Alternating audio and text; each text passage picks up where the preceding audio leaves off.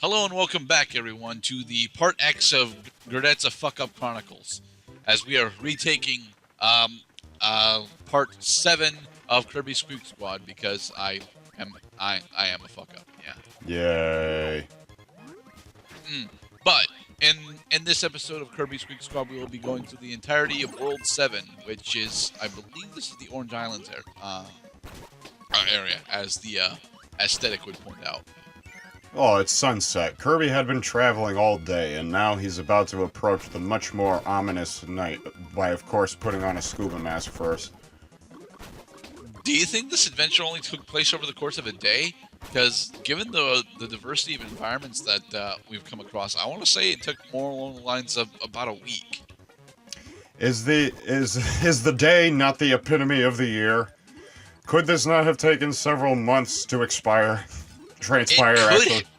It could have taken several months to transpire, but I kind of doubt it, honestly. Given how fast Kirby moves and how close he is on the squeaks usually. Oh yeah, Kirby's speed running the shit out of this game. He could easily bang out this whole game in an afternoon. I don't think he could do it in an afternoon, but I want to say he could do it in about a week. Yeah, he's got to take his time. He's got to eat. Fast yes. boys.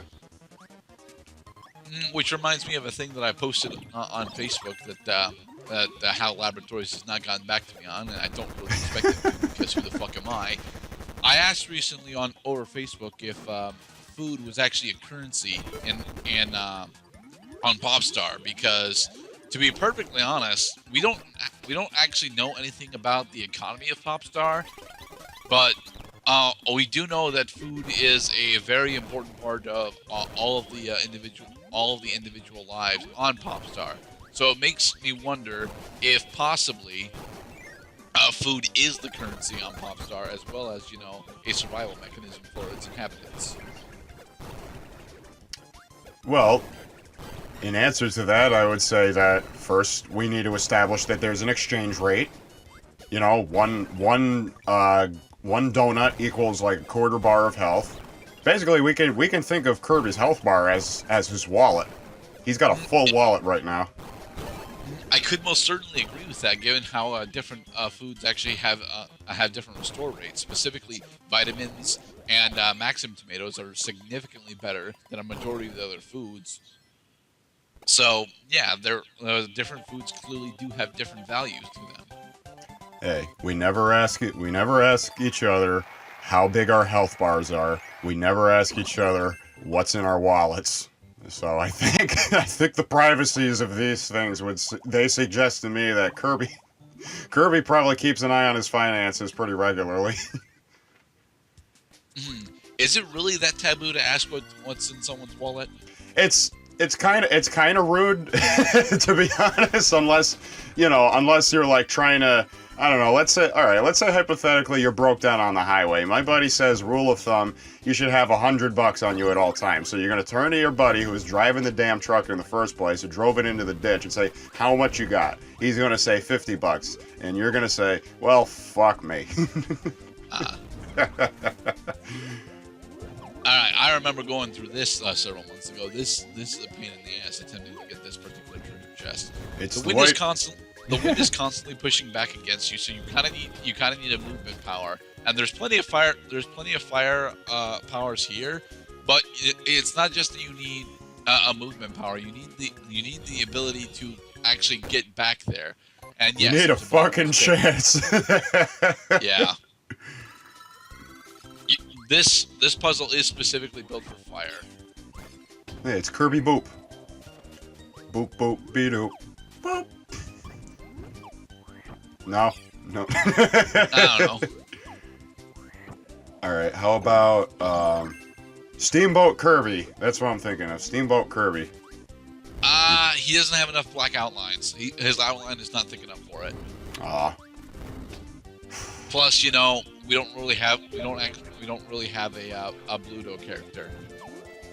No, we don't have. Well, I mean, that could be a Bluto over there, unless that's a cow. That is a goat. That's a smiling freak. Well, a majority of the enemies in Kirby are smiling freaks. Not these pink guys. These guys look like they are on a mission, and it's bullshit. Like, how could kind of bullshit. Here we have another wheel puzzle. They're sending Oh, all look, these fire boys to wheel. die. Wheels of fire. I was thinking frets of fire. Frets on fire. Ouch. It's one of my favorite Guitar Hero knockoff games I used to watch when I was thoroughly engrossed in games that let you play some of my favorite songs as though they were Guitar Hero or Rock Band songs. I miss Jam Legend. I've never played Jam Legend. Jam Legend was an online version of this that actually had a lot of independent artists contribute tracks to it. It's how I got to know specifically, I want to say Mew and Arcade Fire. I don't actually listen to Arcade Fire all that much, but I still really like Mew. Oh, and Super Powerless. I fucking love Super Powerless. I think the last like Frets on Fire song that I listened to was for I want to say it was Tool. Like it was a Tool song they had set to it. More than likely, Tool is a very popular band to have guitar riffs games for. It's goddamn simple too. Like don't get me wrong, I love Tool, but their guitar riffs are they're so sometimes abysmally simple that it's hard to shake off. But all the more easier to put it into a video game, of course. Do you really think that is really a negative connotation when Boston gets praised for its simplicity? Well, that was the 70s, man. Progressive was just starting to pick up. Could have sworn that Boston didn't really start getting that praise until early 80s. Probably, after they've been around for a little while. And it's like, where are the echoes of a generation? And all the 80s people were saying, we're gonna grow our hair out. Even more. Oh, what's the problem with growing your hair out? You could get it snagged on a cloud, or perhaps a pair of berries. Or a fiery thing that has its twin brother on the other side. Alright. Setting up for this is also a pain in the ass, but it's not as pain in the ass as the other fire-specific one. You can easily miss that treasure chest, I promise you. Oh yeah, if you don't put fire and cloud together, then you are just that much out of luck. Should have thought more about it, Kirby. But you'll try better next time, won't you? Did you ever actually watch any of the Kirby Right Back At You cartoon? I did not, but I'm sure that they were adorable in their own way. I watched very little of it, but from what I can remember, what I remember mostly from it is one, Antonio Banderas being awesome because he was Meta Knight, and two, Kirby is very much a young Star Warrior in that. A Star Warrior? Yeah, Kirby's race is technically that of the Star Warriors. Meta Knight shares that race. I thought Meta Knight was a Kirby. He is a Kirby, but because Kirby is a Star Warrior, Meta Knight is a Star Warrior. So these are the adventures of Kirby's Star Warrior. Yep. Watch the warrior dance. Bomb scroll memorized. Increases the blast radius of bomb. Don't think Yay. it does anything else, though. Yay. Sapphire. Do we get a ruby spray paint? I don't think that we do. I know we get emerald. I remember because we had already done these, you do change his color maybe like 2 or 3 more times before we reach the end. Yes. Because I wanted to use all the spray cans in the playthrough if I could. And it turns out that I actually could do it.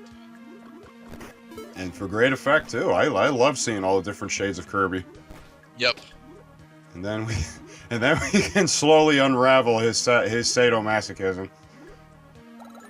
50 Shades of Kirby. He's blue. If he was green, he would be green, and then he would have a pop song devoted to him and such. I'm Kirby. If I was blue, I would die. If I was blue, I would die. If I was blue. Aw. But he is blue. I mean, he's sapphire, which is a different shade of blue, but he's That's still why- totally blue. That's why he's just very quietly contemplating his life decisions at this point. The song told him to. Ah. What? Did you just fall into a bottomless pit that turned out to be a place to go? No, it was a place to go that looked like a bottomless pit.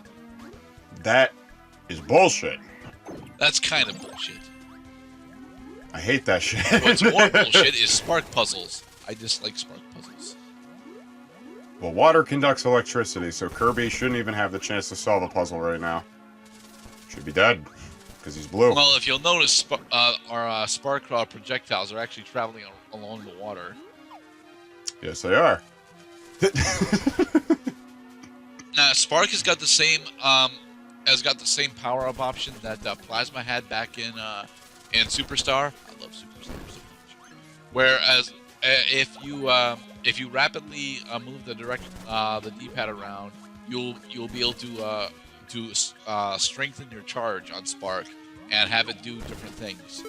Oh, that's why he had to do the little dance first. Yep, charging up the Spark.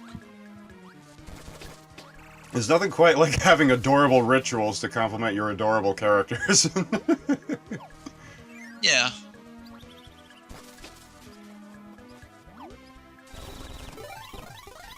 Meanwhile, it's Squeak time. Yes. Oh, it's time to squeak. Well, where is the squeak? There we go. Okay, I guess off-screen Squeak has been defeated. Dance.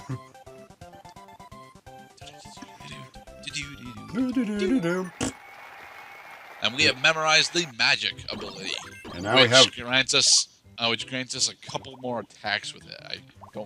I don't like the magic ability, honestly. It has a lot of cool gimmicks, but really that's all I see it being used with. Just a bunch of gimmicks. Yeah.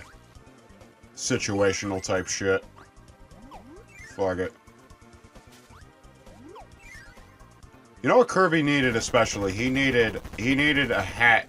He needed some kind of crown that made like a yellow flame on top of his head. Because there's a blue flame. There's Damn a it, red I flame. fucked up the puzzle. There's a fucked up flame. But then Kirby can finally show that he is capable of all the primary colors. That is, if he hasn't done so already, because I honestly can't remember which colors we've gone through so far.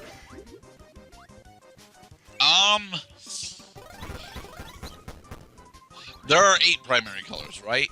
There are 3 primary colors. It's yellow, red, and blue. Ah, okay. And every other color on the wheel is derivative. I know that orange. Oh yeah, it's orange, purple, and green, right? Orange, purple, and green are the secondary colors, if I'm not mistaken. And the Okay. colors in between are the tertiary colors. Color spectrums, Gerdat. Color spectrums. Yes, color spectrums. Unfortunately, I have mostly forgotten a lot of my color wheel studies. I also can be entirely wrong. Possible, but I doubt it. We're going through this level again to actually catch up on the puzzle that we fucked up. Unfortunately, I didn't actually cut this out, mostly because it's very short. We just got to go into this room, delete our power, and then eat Waddle Doo. Oh, Waddle Dee.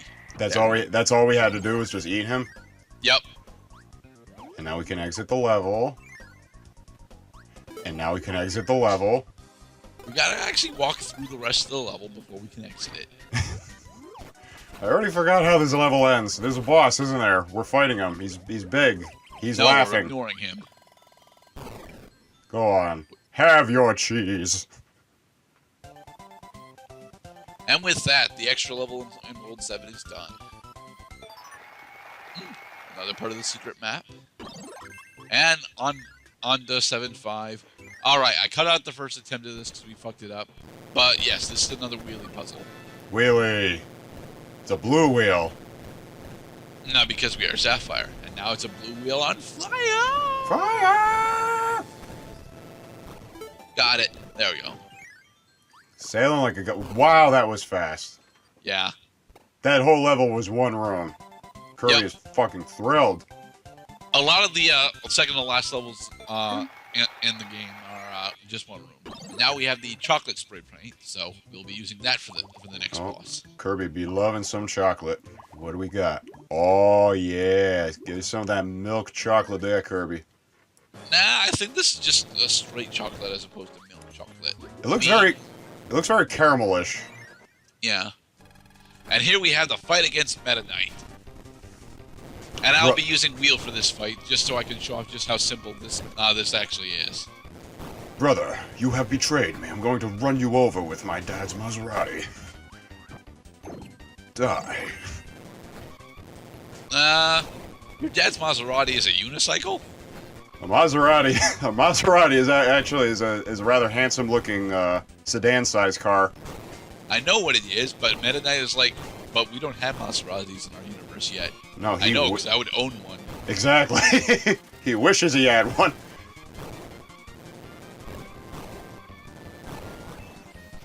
You know, you could see a tornado pretty far from outer space, but my fucking car looks pretty damn sweet up close.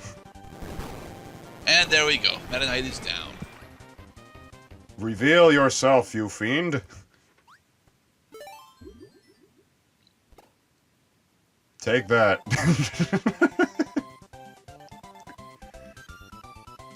And now for a cutscene. Meta Knight has been defeated. Yay. The chest holding the strawberry shortcake is at hand.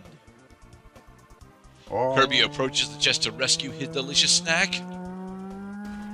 It's the Squeaks! They followed Kirby! And now they're stealing the treasure chest. Without hesitation, the Squeaks open the chest. Go fuck yourself. Oh, Kirby's cake. God damn it. But there's no cake in the chest, only a dark, eerie cloud of smoke. It had gone bad. The smoke envelops the Squeaks and disappears into space.